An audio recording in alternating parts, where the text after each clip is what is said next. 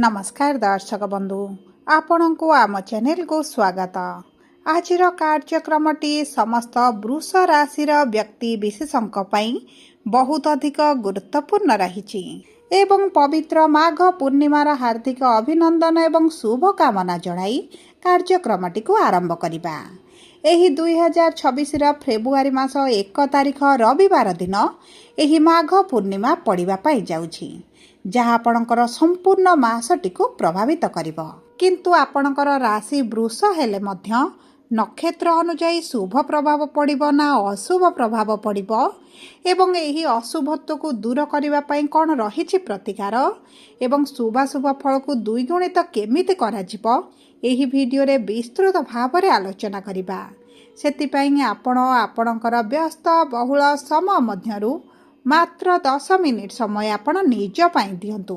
देखंतु दर्शक बंधु, जदि आपण फेब्रुआरी मासरे किछि शुभ कार्य करिबा पाई जाउछंती, किछि मांगलिक कार्य करिबा पाई जाउछंती किंबा किछि नूतन बड़ जिनिस क्रय करिबा पाई चिंता करूछंती, जे कोनोसी आपणकर कैरियर संबंधित हेउ किंबा आपणकर जीवन रे बड़ निष्पत्ति नेबा पाई चाहुछंती, तेबे एही भिडियोटी आपण मानक पाई बहुत अधिक गुरुत्वपूर्ण रही।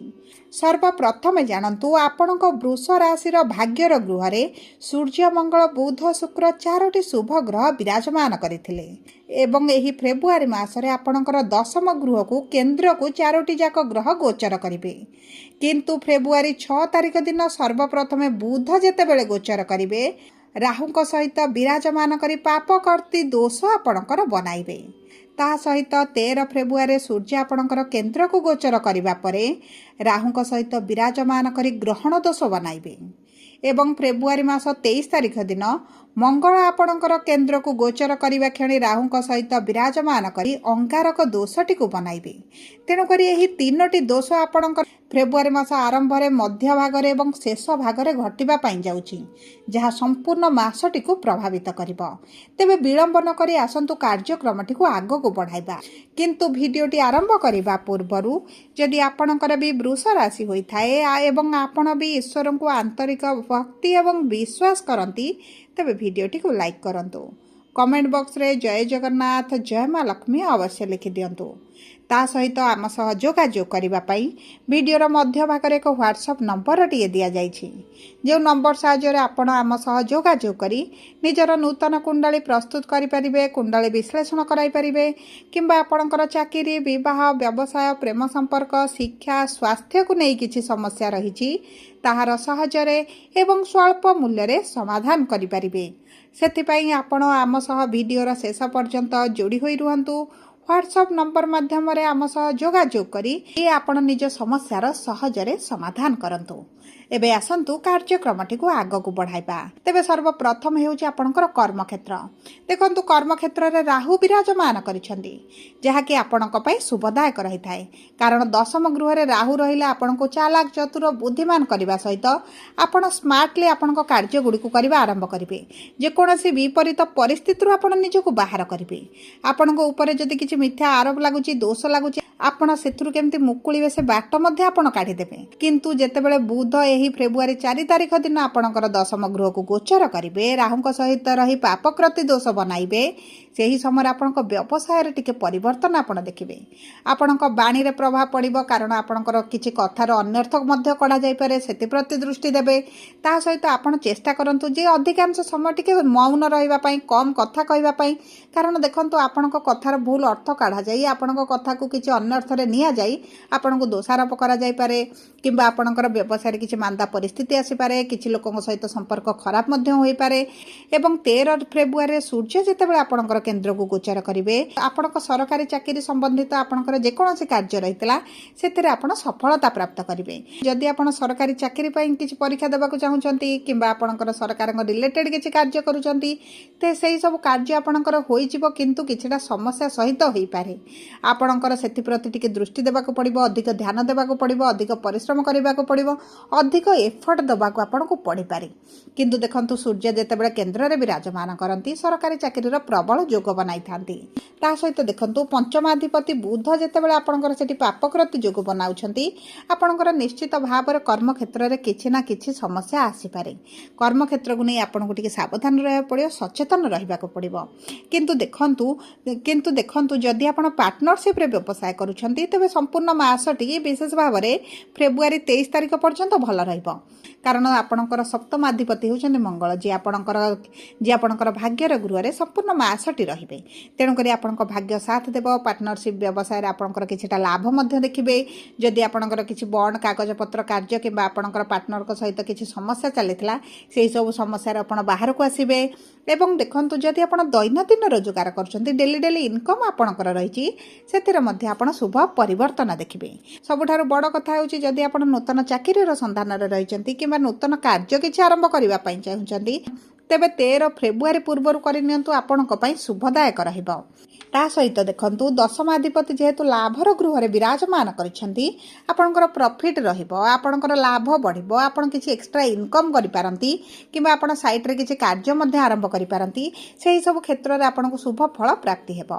ଏବେ ଆସନ୍ତୁ ଜାଣିବା କିପରି ରହିବ ଆପଣଙ୍କର ଆର୍ଥିକ କ୍ଷେତ୍ରଟି। ଦେଖନ୍ତୁ ଅର୍ଥର ଗୃହରେ ଦେବଗୁରୁ ବୃହସ୍ପତି ବିରାଜମାନ କରିଛନ୍ତି, କିନ୍ତୁ ବୁଧଙ୍କ ରାଶିରେ ବିରାଜମାନ କରିଛନ୍ତି ଏବଂ ବୁଧଙ୍କ ରାଶିରେ ଏତେଟା ଶୁଭ ଫଳ ପ୍ରଦାନ କରନ୍ତି ନାହିଁ। ତେଣୁକରି ଆପଣଙ୍କର ଖର୍ଚ୍ଚ ଟିକେ ବଢ଼ିଯିବ, ଆପଣଙ୍କର ସେଭିଂ ଟିକେ କମିପାରେ। ହେଇପାରେ ଆପଣ କିଛିଟା ଭଲ କାର୍ଯ୍ୟରେ ଇନଭେଷ୍ଟ ମଧ୍ୟ କରିପାରନ୍ତି, କିଛି ଶୁଭ କାର୍ଯ୍ୟ ମାଙ୍ଗଳିକ କାର୍ଯ୍ୟ ହୋଇପାରେ ସେହି ପିଛାରେ ମଧ୍ୟ ଇନଭେଷ୍ଟ ହୋଇପାରେ। କିନ୍ତୁ ଚେଷ୍ଟା କରନ୍ତୁ ଏହି ମାସରେ ଟିକେ ଲୋନ୍ ନେବା ପାଇଁ, କିଛି କରଜ କରିବା ପାଇଁ, ସେହିସବୁ କ୍ଷେତ୍ରରୁ ଟିକେ ଦୂରରେ ରହିବା ପାଇଁ। ନଚେତ ଆପଣଙ୍କର କରଜଟି ବଢ଼ି ଚାଲିବ, ସୁଝିବାରେ ଆପଣ ବହୁତ ଅଧିକ ହଇରାଣ ହେବେ, ବହୁତ ଅଧିକ ସମସ୍ୟାର ମଧ୍ୟ ସମ୍ମୁଖୀନ ହୋଇପାରନ୍ତି। କିନ୍ତୁ ଯଦି ଆପଣ ଅର୍ଥକୁ ଇନଭେଷ୍ଟ କରନ୍ତି ତେବେ ଆପଣଙ୍କ ପାଇଁ ଭଲ ରହିବ। ଏ ବିଶେଷ ଭାବରେ 13 ଫେବୃଆରୀ ପୂର୍ବରୁ ଯଦି ଅର୍ଥକୁ ଆପଣ ଇନଭେଷ୍ଟ କରିବେ ଆପଣଙ୍କୁ ସେଥିରେ ଶୁଭ ଫଳ ପ୍ରାପ୍ତି ହେବ। ଏବେ ଆସନ୍ତୁ ଜାଣିବା କିପରି ରହିବ ଆପଣଙ୍କର ଶିକ୍ଷା, ପ୍ରେମ ସମ୍ପର୍କ ଏବଂ ଆପଣଙ୍କର ସନ୍ତାନର ଯୋଗ। ଦେଖନ୍ତୁ ଶିକ୍ଷା କ୍ଷେତ୍ରଟି ଆପଣଙ୍କର ଭଲ ରହିବ ଏବଂ ଆପଣ ଯଦି କିଛି ପରୀକ୍ଷା ଦେବାକୁ ଚାହୁଁଛନ୍ତି, ଇଣ୍ଟରଭ୍ୟୁ ଏଣ୍ଟ୍ରାନ୍ସ ଦେବା ପାଇଁ ଚାହୁଁଛନ୍ତି କିମ୍ବା କ୍ଲାସ୍ ପ୍ରମୋସନ୍ ପାଇଁ ଆପଣଙ୍କର ପରୀକ୍ଷା ଅଛି, ସେହିସବୁ କ୍ଷେତ୍ରରେ ଆପଣଙ୍କୁ ଶୁଭ ଫଳ ପ୍ରାପ୍ତି ହେବ। କିନ୍ତୁ ଆପଣଙ୍କର ଟିକେ ପରିଶ୍ରମଟି ବଢ଼ିଯିବ। ତା ସହିତ ଦେଖନ୍ତୁ ଯଦି ଆମେ ଆପଣଙ୍କର ସନ୍ତାନର ଯୋଗକୁ ଦେଖିବା ତେବେ ସନ୍ତାନର ଯୋଗ ଆପଣଙ୍କର ବହୁତ ଭଲ ରହିଛି। କାରଣ ଆପଣଙ୍କର ରାଶିର ସ୍ୱାମୀ ଶୁକ୍ର ଆପଣଙ୍କର ଭାଗ୍ୟର ଗୃହରେ ଅଛନ୍ତି, ମିତ୍ରଙ୍କ ଗୃହ କେନ୍ଦ୍ରକୁ ଗୋଚର କରିବେ, ଭାଗ୍ୟ ଆପଣଙ୍କର ସାଥ ଦେବ। ସନ୍ତାନ ପ୍ରାପ୍ତିରେ ପୂର୍ବରୁ ଯଦି ସମସ୍ୟା ଦେଖୁଥିଲେ ସେହିସବୁ ସମସ୍ୟା ଗୁଡ଼ିକ ଦୂର ହୋଇଯିବ ଏବଂ ଆପଣଙ୍କୁ ନିଶ୍ଚିତ ଭାବରେ ସନ୍ତାନ ସୁଖ ପ୍ରାପ୍ତି ହେବ। ଏବେ ଆସନ୍ତୁ ଜାଣିବା କିପରି ରହିବ ଆପଣଙ୍କ ପ୍ରେମ ସମ୍ପର୍କ। ପ୍ରେମ ସମ୍ପର୍କ ଆପଣଙ୍କର ବହୁତ ଭଲ ରହିବ। ଯଦି ଆପଣଙ୍କ ସମ୍ପର୍କରେ ପୂର୍ବରୁ ସମସ୍ୟା ଚାଲିଛି ତାହା ଦୂର ହୋଇଯିବ। ଆପଣଙ୍କ ସାଥୀଙ୍କ ସହିତ କୌଣସି ମନୋରଞ୍ଜନ କାର୍ଯ୍ୟକ୍ରମରେ ଯୋଗ ଦେଇପାରନ୍ତି, ସାଥୀଙ୍କ ସହିତ ଆପଣ କୌଣସି ସ୍ଥାନକୁ ବୁଲିବାକୁ ଯାଇପାରନ୍ତି କିମ୍ବା ଉଭୟ ଯଦି ବିବାହ ପାଇଁ ମଧ୍ୟ ନିଷ୍ପତ୍ତି ନେଉଛନ୍ତି ଆପଣଙ୍କ ପାଇଁ ବହୁତ ଅଧିକ ଶୁଭଦାୟକ ରହିବ। ଯଦି ଆମେ ଆପଣଙ୍କର ବିବାହର ଯୋଗକୁ ଦେଖିବା, ବୈବାହିକ ସମ୍ପର୍କକୁ ଦେଖିବା ତେବେ ଦେଖନ୍ତୁ ଏହି ମାସଟି ବିବାହ ପାଇଁ ବହୁତ ଭଲ ଯୋଗ ବନାଉଛି। ଯଦି ଆପଣଙ୍କର ବିବାହ ପ୍ରସ୍ତାବ ଆସୁନି, ବିବାହ ପ୍ରସ୍ତାବ ଆସିବ। ଯଦି ବିବାହ ଠିକ୍ ହୋଇପାରୁନି ଆପଣଙ୍କ ବିବାହ ଠିକ୍ ହୋଇପାରେ କିମ୍ବା ଆପଣଙ୍କର ବିବାହ ମଧ୍ୟ ଏହି ମାସରେ ହୋଇପାରେ। କାରଣ ମଙ୍ଗଳ ଯେହେତୁ ଆପଣଙ୍କ ଭାଗ୍ୟର ଗୃହରେ ଅଛନ୍ତି ଆପଣଙ୍କୁ ଶୁଭ ଫଳ ପ୍ରଦାନ କରିବେ ଏବଂ ଆପଣଙ୍କ ବୈବାହିକ ସମ୍ପର୍କରେ ମଧ୍ୟ ଭଲ ସ୍ଥିତି ରହିବ। ପୂର୍ବରୁ ଯଦି ଆପଣ ସମସ୍ୟା ଦେଖୁଥିଲେ ସେହିସବୁ ସମସ୍ୟା ଗୁଡ଼ିକ ଆପଣଙ୍କର ଦୂର ହୋଇଯିବ। ଛୋଟ ଛୋଟ କଥାରେ ମନମାଳିନ ମତଭେଦ ଆପଣଙ୍କର ଯେଉଁ ଦେଖାଯାଉଥିଲା ତାହା ମଧ୍ୟ କିଛି ଅଂଶରେ ଆପଣଙ୍କର କମିଯିବ। ଏବେ ଆସନ୍ତୁ ଜାଣିବା କିପରି ରହିବ ଆପଣଙ୍କର ସ୍ୱାସ୍ଥ୍ୟ। ଦେଖନ୍ତୁ ସ୍ୱାସ୍ଥ୍ୟ ଆପଣଙ୍କ ପ୍ରଥମ ଗୃହରୁ ଜଣାପଡ଼େ। ତେବେ ଦେଖନ୍ତୁ ଆପଣଙ୍କର ଅଷ୍ଟମାଧିପତି ହେଉଛନ୍ତି ଗୁରୁ, ଯିଏ ଆପଣଙ୍କର ଦ୍ୱିତୀୟ ଗୃହରେ ଅଛନ୍ତି। ଷଷ୍ଠାଧିପତି ହେଉଛନ୍ତି ଶୁକ୍ର, ଯିଏ ଆପଣଙ୍କର ଭାଗ୍ୟର ଗୃହରେ ଅଛନ୍ତି ଏବଂ ଆପଣଙ୍କର ରାଶିର ସ୍ୱାମୀ ମଧ୍ୟ ଆପଣଙ୍କ ଭାଗ୍ୟର ଗୃହରେ ଅଛନ୍ତି। ତେଣୁକରି ଆପଣଙ୍କ ସ୍ୱାସ୍ଥ୍ୟରେ ବିଶେଷ ସମସ୍ୟା ଆପଣ ଦେଖିବେନି, କିନ୍ତୁ ଆପଣଙ୍କ ଗଳାରେ, ତଣ୍ଟିରେ, ପାଟିରେ, ଦାନ୍ତରେ କିଛିଟା ସମସ୍ୟା ଦେଖିପାରନ୍ତି। କାରଣ ଗୁରୁ ଦ୍ୱିତୀୟ ଗୃହରେ ବିରାଜମାନ କରିଛନ୍ତି। ଥଣ୍ଡା ହେଇପାରେ, ଋତୁକାଳୀନ ସମସ୍ୟା କିଛିଟା ଆପଣଙ୍କର ଦେଖାଦେଇପାରେ, ନଚେତ୍ ଗମ୍ଭୀର ସ୍ୱାସ୍ଥ୍ୟ ସମସ୍ୟା ଆପଣଙ୍କର ଆସିବ ନାହିଁ। ସବୁ ପରେ ଅଶୁଭତ୍ୱକୁ ଦୂର କରି ଶୁଭାଶୁଭ ଫଳକୁ ବୃଦ୍ଧି କରିବା ପାଇଁ ଆପଣଙ୍କର ଯଦି କୃତ୍ତିକା ବୃଷ ରାଶି ହୋଇଥାଏ, ନକ୍ଷତ୍ରାଧିପତି ସୂର୍ଯ୍ୟ ହୋଇଥିବାରୁ ସୂର୍ଯ୍ୟଙ୍କୁ ପ୍ରାତଃ ସମୟରେ ଜଳ ଅର୍ପଣ କରନ୍ତୁ, ହୃଦୟ ଆଦିତ୍ୟ ସ୍ରୋତ ପାଠ କରନ୍ତୁ ଏବଂ ତା ସହିତ ଶୁକ୍ରଙ୍କର ବୀଜ ମନ୍ତ୍ର ମଧ୍ୟ ପ୍ରତିଦିନ ପାଠ କରନ୍ତୁ। ଯଦି ଆପଣଙ୍କର ରୋହିଣୀ ବୃଷ ହୋଇଥାଏ, 4/2 ଆପଣଙ୍କର ନକ୍ଷତ୍ରାଧିପତି ହେଉଛନ୍ତି ଚନ୍ଦ୍ରମା। ଆପଣ ଚନ୍ଦ୍ରମାଙ୍କର ବୀଜ ମନ୍ତ୍ର ପାଠ କରନ୍ତୁ, କ୍ଷୀର ଚିନି କିଛିଟା ଦାନ କରିଦିଅନ୍ତୁ, ଗୋମାତାଙ୍କୁ ରୁଟି ଖାଇବା ପାଇଁ ଦିଅନ୍ତୁ ଏବଂ ପ୍ରାତଃ ସମୟରେ ଆପଣ ସୂର୍ଯ୍ୟଙ୍କୁ ମଧ୍ୟ ଜଳ ଅର୍ପଣ କରନ୍ତୁ। जदि आपणकर मृगशिरा वृष होता है 5/2 आपणकर नक्षत्राधिपति होउछन्ति मंगल। आपण प्रतिदिन हनुमान चालीसा पाठ करने सहित दिन समय आप मंगलकर बीज मंत्र पाठ करूँ। आपण मसूर डाली गुड़ कि यही किसी जिनिस आप दान कर दिंतु। गाई को रुटी रे गुड़ मिसाई खावाई दिंतु। यह आपण अति शुभदायक रदि आपणकर वृष राशि होता है वीडियोटी किभली लगला कमेंट बॉक्स रे लिखि जणातु। जदि आपण प्रियजनकर वृष राशि होता है वीडियोटी सहित शेयर करूँ। जदि प्रथम थर आम चैनल को आसी चैनल को सब्सक्राइब करूँ।